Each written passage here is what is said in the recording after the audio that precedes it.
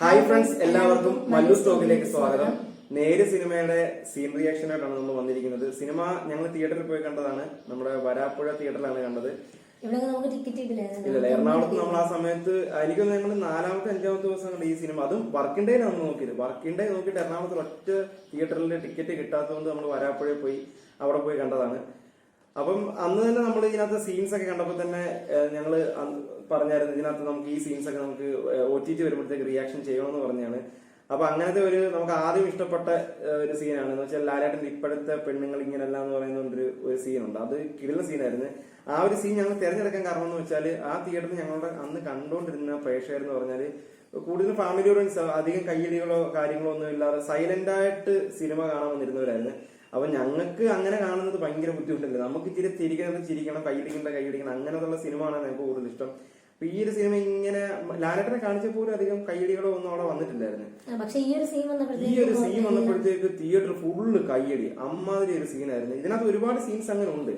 ഇതിനകത്ത് പ്രത്യേകം ഡയലോഗിലൂടെയാണ് കയ്യടി വെച്ചത്.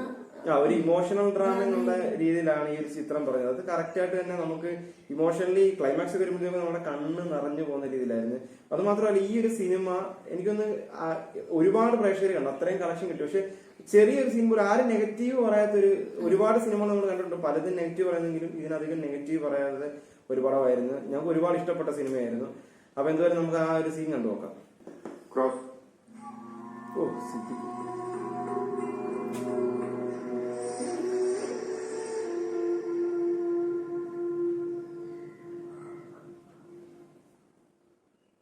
കുട്ടി എങ്ങനെയാണ് ചുറ്റുമുള്ള കാര്യങ്ങൾ തിരിച്ചറിയുന്നത്? ഞാൻ തൊട്ടു നോക്കിയാണ് കൂടുതൽ മനസ്സിലാക്കുന്നത്. So you rely heavily on touch to gather information, right?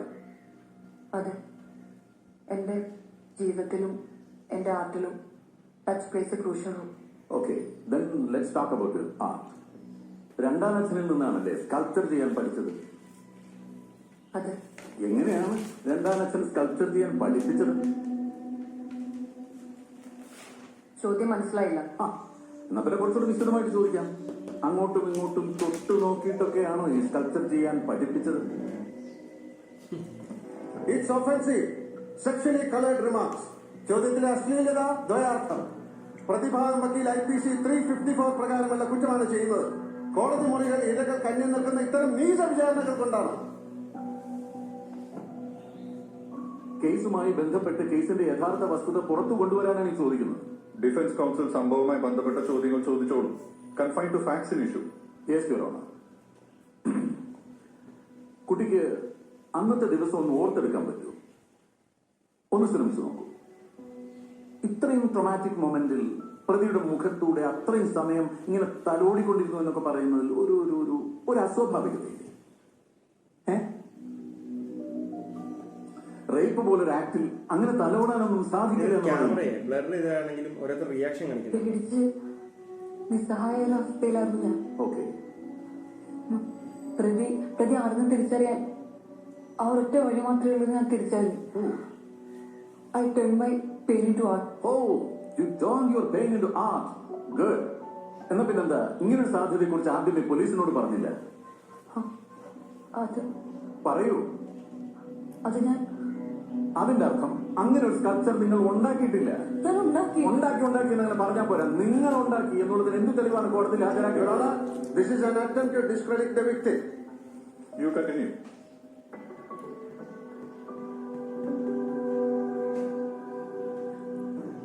സംഭവ ദിവസം ഒരു ഡോറും ബ്രേക്ക് ചെയ്തതായി കുട്ടി മനസ്സിലാക്കിയിട്ടില്ലല്ലോ? ഇല്ല, മുകളിലത്തെ ഡോർ വഴിയാണ് അയാൾ കയറിയത്. ആ വിവരം കുട്ടിയോട് പോലീസ് പറഞ്ഞതല്ലേ? അല്ലാതെ കുട്ടിക്ക് കാണാൻ പറ്റില്ലല്ലോ. അല്ലെങ്കിൽ ഇതറിയാവുന്നത് കുട്ടിയുടെ ഉപ്പയ്ക്കാണ്. നാളെ സാറെ വിസ്തരിക്കുമ്പോൾ ഉപ്പയിലേക്ക് ലീഡ് ചെയ്യുന്ന ചോദ്യങ്ങളായിരിക്കും അവർ കൂടുതലും ചോദിക്കുക. അങ്ങനെയല്ല, ഉപ്പയ്ക്കും ഉമ്മയ്ക്കും സീമ ചേച്ചിക്കും അറിയായിരുന്നു. ഉമ്മയും സീമ ചേച്ചിയും അറിഞ്ഞുകൊണ്ടാണ് ഡോർ തുറന്നിട്ടില്ലല്ലോ. ശരി, ഇനി ചോദ്യം മനസ്സിലായി.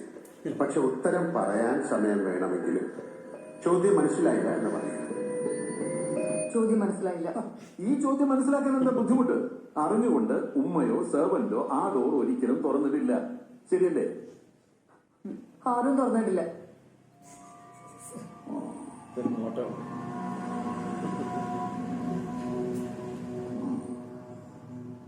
പ്രായപൂർത്തിയായ കുട്ടിയായതുകൊണ്ട് ഈ സംഭവത്തിന് മുന്നേ സെക്സ്വൽ ആക്ടിനെ പറ്റിയൊക്കെ അറിയാമായിരുന്നിരിക്കുമല്ലോ. അറിയാം. എങ്ങനെ അറിയാം? അല്പം മുമ്പ് കുട്ടി കോടതിയിൽ പറഞ്ഞത് സാധാരണ തൊട്ടുനോക്കി അനുഭവിച്ചറിഞ്ഞൊക്കെയാണ് കാര്യങ്ങൾ മനസ്സിലാക്കുന്നതെന്നാണ്. അല്ലാതെ അൺഫോർച്ചുനേറ്റ്ലി കണ്ടു മനസ്സിലാക്കാൻ കുട്ടിക്ക് സാധിക്കില്ലല്ലോ. എനിക്ക് 12 വയസ്സ് വരെ കാഴ്ച ഉണ്ടായിരുന്നു. ഓക്കെ.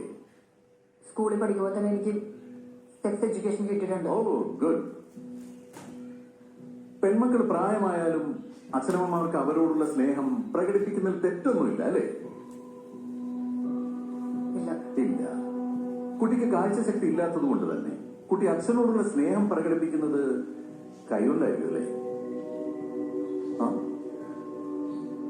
മനസ്സിലായില്ല. കൈ കൊണ്ട് തൊട്ടോ തലോടിയോ കെട്ടിപ്പിടിച്ചോ ഒക്കെ ആയിരിക്കുമല്ലോ അല്ലേ എന്ന്. ഉപ്പയോട് മാത്രമല്ല, ഉമ്മയോട് ഞാൻ അങ്ങനെ തന്നെ. അതായത് കുട്ടിക്ക് ഇഷ്ടമുള്ളവരോടെല്ലാം സ്നേഹം പ്രകടിപ്പിക്കുന്നത് അപ്രകാരമായിരിക്കും അല്ലേ? അതെ. അതായത് ഇഷ്ടമില്ലാത്തവരെ ഒന്നും കുട്ടി അപ്രകാരം തൊട്ടിട്ട് പോലും ഇല്ല. ആ, അപ്പൊ ഇത്രയും നേരം കുട്ടി കോടതിയിൽ പറഞ്ഞതനുസരിച്ച് കുട്ടി ഒരാളെ തൊടുന്നതും കുട്ടിയെ ഒരാൾ തൊടാൻ അനുവദിക്കുന്നതും കുട്ടിക്ക് സ്നേഹവും അക്സെപ്റ്റൻസും ഉള്ളവരെ മാത്രമാണ് അല്ലേ? ഞാൻ പറഞ്ഞു. Your Honor, vehemently objecting. This line of questioning is misleading and manipulative. മരണഭയത്തിൽ എതിർക്കാൻ കഴിയാത്തതിന്റെ അർത്ഥം കൺസെന്റ് കൊടുത്തു എന്നല്ല. This is ridiculous. What kind of trial is this? Mr. Vijay Mohan should refrain from disrupting the court. Mr. Vijay Mohan, I have noted your objection. You shall not interrupt the trial. Ms. Rajshekhar, you may proceed with your defense, but rephrase the question. Yes, Your Honor. Sir, ഞാൻ ആ ചോദ്യം ഉത്തരം പറഞ്ഞോളാം.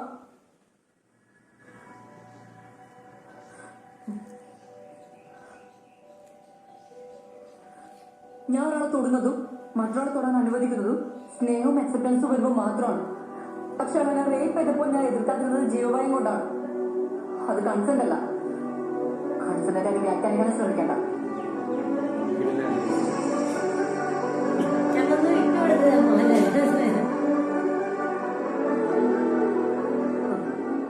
This is quite surprising. ആദ്യമായിട്ടാണ് ഇങ്ങനെ ഒരു rape വിക്ടിമിനെ ഞാൻ കാണുന്നത്.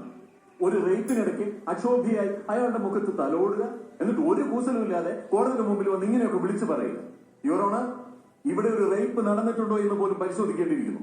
ഈ പെൺകുട്ടിയുടെയും കുടുംബത്തിന്റെയും ഉദ്ദേശം എന്താണെന്നും വ്യക്തമായിരിക്കുന്നു. യഥാർത്ഥത്തിൽ റേപ്പിന് വിധേയ ഒരു പെൺകുട്ടിക്ക് ഇങ്ങനെയൊന്നും പെരുമാറാൻ സാധിക്കുമെന്ന് ഞാൻ കരുതുന്നില്ല. പിന്നെ എങ്ങനെയാണ് അവർ പെരുമാറേണ്ടത്? അപമാന ഭയം എല്ലാം ഉള്ളിലൊതുക്കി വിജയെന്ന് കരുതി സ്വയം ആശ്വസിച്ച് നിശബ്ദരായിരിക്കണമെന്നാണ് താങ്കൾ ഉദ്ദേശിക്കുന്നത്? കാലം മാറി സാർ. പുതിയ തലമുറയിലെ പെൺകുട്ടികൾ അങ്ങനല്ല. അവർ വ്യക്തമായി വിളിച്ചു പറയും ആരാ, എന്താ, എങ്ങനെയാണ്. അത് ഉൾക്കൊള്ളാൻ പറ്റാത്ത താങ്കളുടെ പ്രായത്തിന്റെ സങ്കുചിത മനസ്സിന്റെ പ്രശ്നമാണ്.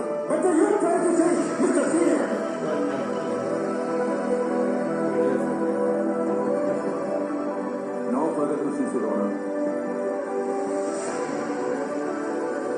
ഈ സിനിമയിലെ ആ ഒരു 3 പേര് അല്ലെ, ലാലേട്ടൻ, സിദ്ദിഖ്, അതുപോലെ തന്നെ നമ്മുടെ അനശ്വര, ഈ 3 പേര് തകർത്ത ഒരു സീൻ തന്നെയായിരുന്നു. പിന്നെ ഇതിനകത്ത് ഈ സീനകത്ത് ചെറുതായിട്ട് ദൃശ്യത്തിന്റെ ഒക്കെ റെഫറൻസ് ഇട്ടായിരുന്നു. അതിലെ ദൃശ്യത്തിനകത്ത് മക്കളുടെ ഇങ്ങനെ പറഞ്ഞു കൊടുത്തില്ല, അവരങ്ങനെ ചോദിക്കും, ഇങ്ങനെ ചോദിക്കും, അതിങ്ങനെ മാറും. ചെറിയ റെഫറൻസ്, പക്ഷെ അതൊക്കെ നമുക്ക് ഒരുപാട് ഇഷ്ടപ്പെട്ടായിരുന്നു. അങ്ങനെയൊക്കെ കാണിച്ചതൊക്കെ അതൊക്കെ നല്ല രീതിയിൽ തന്നെ ഇതിനകത്ത് കൊണ്ടുവന്നിട്ടുണ്ട്. 70% സിനിമയുടെ കോടതിക്കുള്ളിൽ തന്നെയാണ്. പിന്നെ ഈ ഒരു ഡയലോഗ്സ് എന്ന് പറഞ്ഞാൽ കറക്റ്റ് പ്ലേസ്മെന്റ് ആണല്ലേ. ആ ഒരു നമുക്കത് അറിയാൻ പറ്റും. എന്ന് വെച്ചാൽ സിദ്ദിഖ് ആ ക്രോസ് ചെയ്യാൻ വരുന്നത് മുതൽ ഡയലോഗ്സുകൾ ഇങ്ങനെ വന്ന് ഈ ഒരു ഡയലോഗിലേക്ക് വരുന്നത് വരെ ആ ഒരു സീൻ ക്രിയേറ്റ് ചെയ്തത് സൂപ്പർ ആയിരുന്നു. അതിനകത്ത് ഓരോരുത്തർ എക്സ്പ്രഷൻ കാണിക്കുന്നുണ്ട്. എന്നുവെച്ചാൽ ഇപ്പം സിദ്ദിഖ് അദ്ദേഹം ഇങ്ങനെ അവരോട് സംസാരിക്കുമ്പോൾ ലാലേട്ടന്റെ എക്സ്പ്രഷന്, അതുപോലെ തന്നെ അവരുടെ അമ്മയുടെ എക്സ്പ്രഷൻ, ജഡ്ജി, അതുപോലെ തന്നെ പുറകെ നിൽക്കുന്ന കുറ്റവാളി, അങ്ങനെയൊക്കെ ഓരോരുത്തർ ഡയലോഗ്സുകൾ പോകുന്നതിന്റെ ഇടയ്ക്ക് ഓരോരുത്തർ എക്സ്പ്രഷൻ ഇങ്ങനെ കറക്റ്റ് ആയിട്ട് കാണിക്കുന്നുണ്ട്. അതൊക്കെ ഇതിനകത്ത് എഡിറ്റ് ചെയ്യുന്നതൊക്കെ അത്ര പക്കയായിട്ടാണ്. ആ ഒരു സീൻ ഓരോരുത്തരെയും വിഷ്വൽ ചെയ്ത് കാണിച്ചതൊക്കെ സൂപ്പറായിട്ട് തന്നെ ചെയ്തിട്ടുണ്ട്. അതൊക്കെ നമ്മൾ എടുത്തു പറയേണ്ട സംഭവം തന്നെയായിരുന്നു. അത് നമുക്ക് മിക്കവാറും അറിയാം. നമുക്ക് ജിത്തു ജോസഫിന്റെ സിനിമയ്ക്ക് ഇത് കാണാൻ പറ്റുന്ന സംഭവം അതാണ്. ഇപ്പം ഡയലോഗ്സുകളൊക്കെ സ്ക്രീനിൽ വേറെ സംഭവം നടന്നാലും ചിലരുടെ ഫേസ് എക്സ്പ്രഷൻ ഒക്കെ എടുത്തെടുത്ത് കാണിക്കുന്നത് അത് ജിത്തു ജോസഫിനും എല്ലാ പടത്തിലും നമുക്കത് കാണാൻ പറ്റുന്നത്. അത് ഈ ഒരു സിനിമ മൊത്തം മുഴുവനും അത് തന്നെയായിരുന്നു.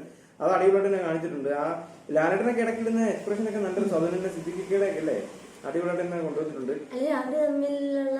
എല്ലാ സിനിമയിലും കോംബോ സൂപ്പർ ആയിരിക്കും. അവര് തമ്മിൽ ശത്രുവാണെങ്കിലോ മിത്രമാണെങ്കിലോ അവര് തമ്മിൽ സ്ക്രീനിൽ വന്നു കഴിഞ്ഞാൽ ഇല്ലേ നമ്മള് അത് കിടിലായിട്ട് തന്നെ അവർ വർക്ക്ഔട്ട് ചെയ്യും. പിന്നെ ഇതിനകത്ത് എടുത്തു പറയേണ്ട അനശ്വര തന്നെയാണ് അല്ലെ. അനശ്വര ഈ ഒരു 2 ലെജൻഡ് അവരുടെ ഇടയിൽ നിന്നിട്ട് തകർത്ത് അഭിനയിച്ചു എന്ന് തന്നെ പറയാൻ പറ്റും. അത് നമുക്ക് ഈ സിനിമയിലെ ക്ലൈമാക്സ് ഭാഗം എന്ന് വെച്ചാൽ സിദ്ദിഖുമായിട്ടുള്ള സീൻ എന്നൊക്കെ പറഞ്ഞാല് അനശ്വര അത് എത്രത്തോളം അല്ലെ, അന്ന് സിദ്ദിഖിന്റെ ആ ഒരു എക്സ്പീരിയൻസും കാര്യവും നമുക്കറിയാം. അദ്ദേഹം അത് എന്തുമായാലും കിടിലായിട്ട് ചെയ്യും. പക്ഷെ അതിന്റെ ഓടെ തന്നെ ആ ഒരു തിരിച്ച് നമ്മൾ റിട്ടേൺ ഒരു അഭിനയം കൊടുക്കാന്ന് പറഞ്ഞാൽ, ആ ഒരു ജീനിയസിന്റെ ഇത് കൊടുക്കാന്ന് പറഞ്ഞാൽ അത് സംബന്ധിച്ചു കൊടുക്കണം. അതും അതുപോലത്തെ ഒരു സീൻ. അപ്പൊ ആ ഒരു സീനാണ് നമ്മൾ അടുത്തത് പ്ലാൻ ചെയ്യുന്നത്.